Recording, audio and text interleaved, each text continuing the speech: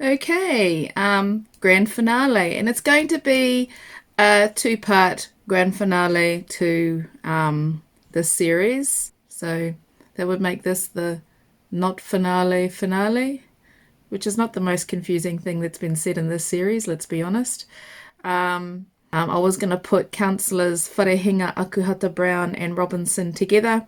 They all voted to consult, but we also need to have a little bit of a talk about what this all means and a bit of an update because there have been a few things that have happened.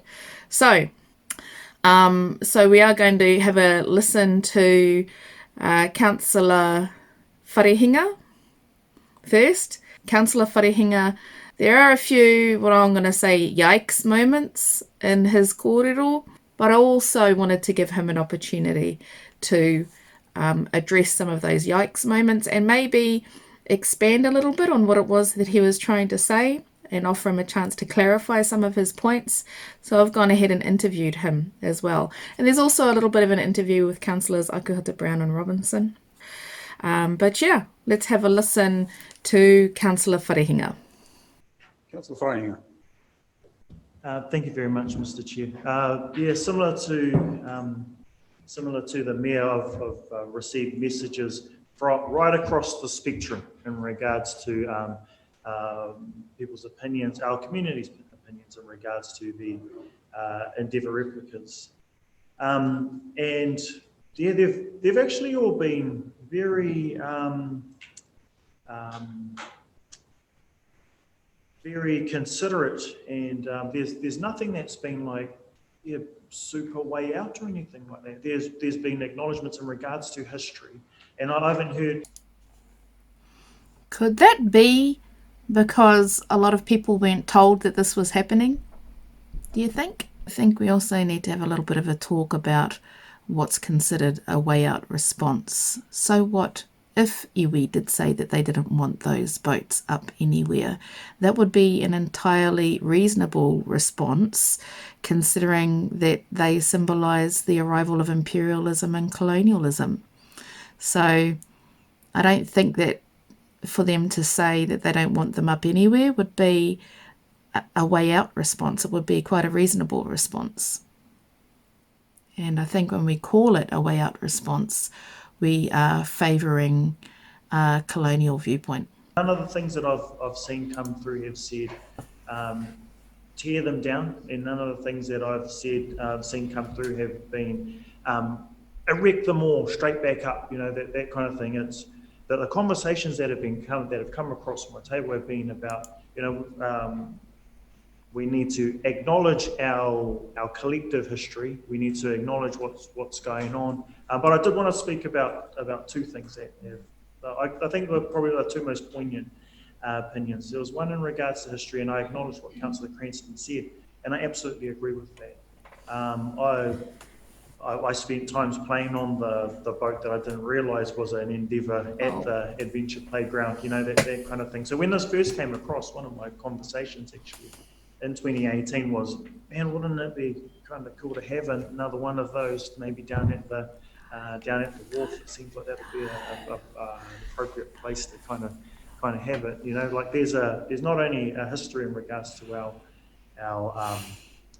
our people's histories from the 1800s, but there's also a history of, I guess, engagement of us 80s, 70s children, 70s, 80s children in regards to interacting with things like that in our community. I need a break. Yeah, 70s and 80s, huh? That was a trip of a time. Back when we had the Dawn Raids. Back when we had the Springbok Tour. Back when we had Takaparafo. Back when we didn't have any education about the treaty in our schools, let alone in organisations. Back when it was considered acceptable to mock the haka. Back when we used to sing Ini Mini Mini Mo Catch a Nigger by the Toe. The good old days, huh? The good old days. When we could climb the boats of our colonisers and play on them in blissful ignorance. Well back before 2019, when we spent a few $1 million and a whole year talking about what it actually meant. That's a yikes moment, bro. That's a yikes. So yeah, so that people aren't as opposed as I think maybe we're assuming around this table. No, they are. They are. But also, people want the right to be consulted in the first place, which has nothing to do with how you think we're going to react. Again, not opposed, but one of the other things that was poignant from mana whenua was when these first went up, mana whenua was still mana whenua, and they didn't get the opportunity to have a kōrero then.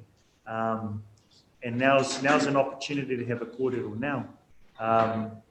So, and again, the opportunity to have the kōrero wasn't, we don't want those to go up. It's about our due process in regards to what we're tasked with right now, and that's what we're elected to do.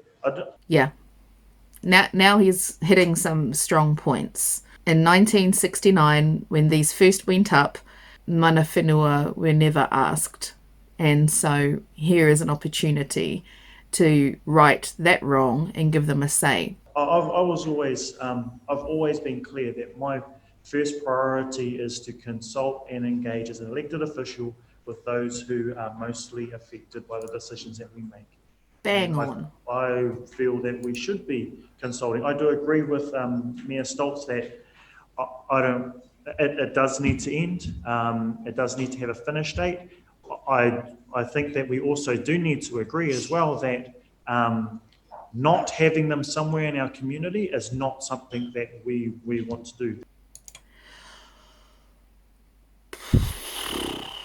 Well, again, if we were to go back and right that wrong and give iwi an opportunity to say whether they don't want them in the community at all, then we need to not predetermine that by saying we should all agree here and now that they're definitely going up somewhere. I want to definitely, I think that it would be a disservice to the people that have done all of this hard work to create these things if the outcome was that they don't go anywhere. I feel there's a really strong focus on not doing wrong by this small group. Let's get one thing clear. The disservice that was done to this group was done in 2018 when council allowed them to go ahead and invest this money and time and effort into making these replicas and didn't follow due process. It was back then when the potential for this fallout was created. So that's when the disservice was done, and it was done to that group, and it was also done to iwi Māori. And that group also did a disservice to iwi Māori. So if we want to weigh up the disservice, I mean, the historical balance sheet is pretty chocker full of disservice to Māori, but it's just a really strong focus on not doing a disservice to this small group who you don't have a treaty with. That they do go somewhere. I feel that they do belong in our communities. But it behoves us to have that conversation with our community about what that looks like and how that goes. So I will be, I will be supporting one with massive limitations in regards to where we go with that. Okay, so few yikes moments in there, and a concerning level of predetermination about the outcome, alongside admission that we definitely need to consult and it's their duty to consult. And even Councillor Wharehinga, he acknowledges also that he didn't land the points that he wanted to land. So I gave him an opportunity to, and he agreed to an interview. Let's hear what he's got to say a few days after that. Tēnā koe ti. Oh, no, tēnā rawa atu koe, koe kua tūhono mai kia kōrero tahi e pāna ki tēnei kaupapa. Really appreciate you fronting to have a chat about this issue, which has obviously blown up. And so if we just go back to the hui last Thursday, how do you feel about your statement? Yeah, it's tricky, when you're in the council chambers, because what a lot of people don't realise about the kōrero, about the whakawhiti kōrero around the council table, was that you're debating off the papers, and what the papers were saying, none of it was actually the thing that I wanted to have happen.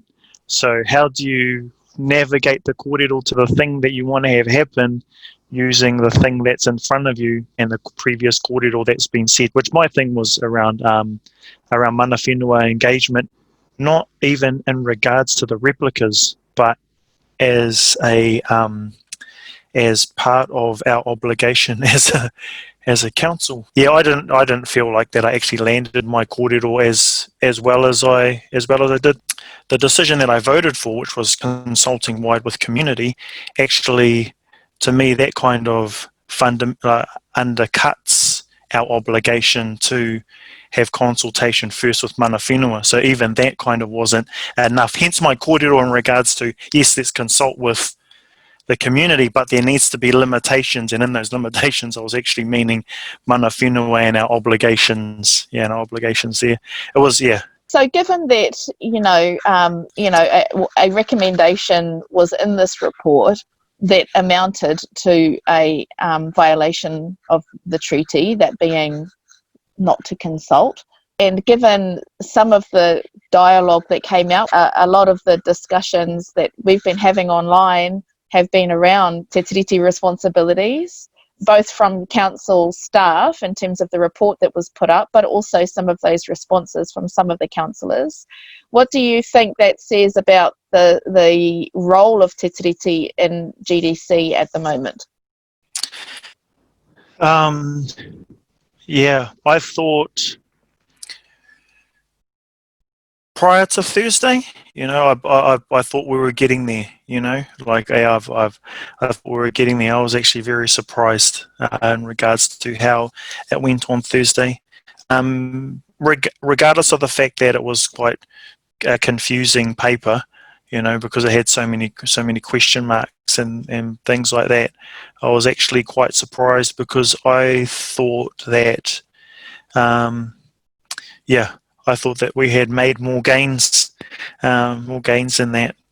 But it's and again, that's why I'm really interested about the whole council's obligation to mana whenua, because it's something that we need to sharpen up on. I personally think, not only in terms of councillor decision making, but how that's woven inside of the organisation. I would like to hope that there's an appetite, to fundamentally change how we do things in order for te tiriti to be honoured, in order for mana whenua to be honoured, and things like that. Because and sometimes as an elected Māori councillor, sometimes hope is the only thing that you've got to hold on to in order to be able to keep going back and chipping away at the maunga. But so I'm glad that I've still got hope. But so I do hope that we're able to honour the treaty more and honour voices of mana whenua in our, not only around our table, but also inside of the organisation. I wish I had I wish I had maybe either spoken earlier in regards to that kōrero or waited kind of later. These are all the things, man, I'll go away from a hui and go, oh, that did not go how I wanted to go. What could I have done differently, man? I think we all do that. What could I have said or done differently? So no, but thank you, bro. Thank you for taking the time out to speak to it, to speak to the kaupapa, and to speak to your response to the kaupapa and council. And thank you for being in there and going to bat for our people in the way that you do. Okay, bye. Thank you for the invite, T. Actually, it was me. Yeah, sweet as, and the kōrero is going to be ongoing for a little bit yet. So there's still a fair bit to say, and so no doubt we'll talk again on the issue soon. Kia ora. Kia ora.